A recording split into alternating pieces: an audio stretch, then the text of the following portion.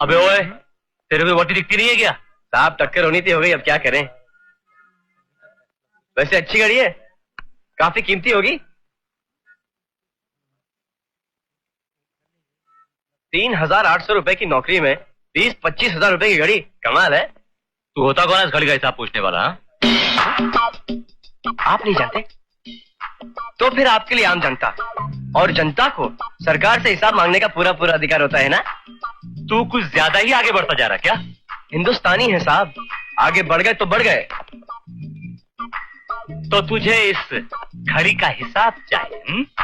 इतनी कीमती घड़ी आपके हाथ में, तो मैं ये सोच रहा हूँ कि शहर का कानून किसके हाथ में होगा, आपके हाथ में या इस घड़ी वाले के हाथ में?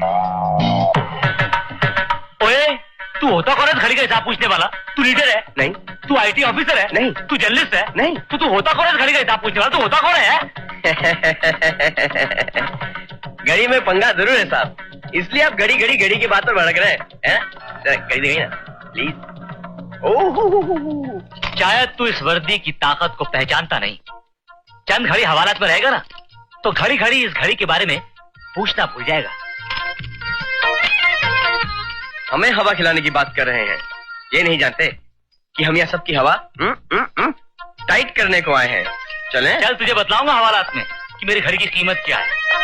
शायद तू अभी हमें जानता नहीं कि हम चीज क्या है। हाँ ऑफिसर,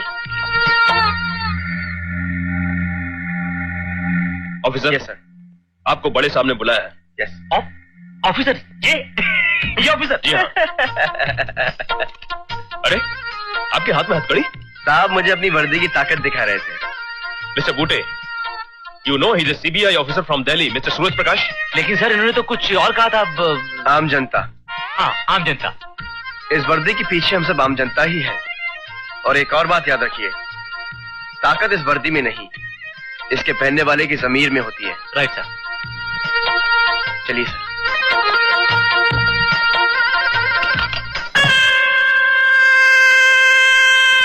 मुझे लगा क्या? इंस्पेक्टर सूरज, अब तो ऐसा लगने लगा है यश ठाकुर का केस तुम्हारे हाथों में देकर डिपार्टमेंट से बहुत बड़ी गलती हो गई। क्यों सर? इतने हफ्तों के बाद भी ना तो यश के खिलाफ तुम कोई सबूत लाए हो और ना ही तुमने कोई रिपोर्ट बनाई है। सर अगर यश मुजरिम होता तो ही मैं उसके खिलाफ सबूत इकट्ठा करता। सर मैंने तो हमेशा यही पाया है कि यश ठाकुर साहब के गैर कानूनी कामों को एक नया मोड़ दे रहा है। कैसा नया मोड़?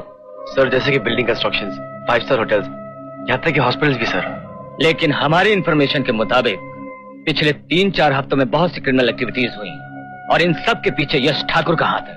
जैसे आर्म्स एंड एम्युनिशन की trading, drug peddling, extortion, hawala and many more.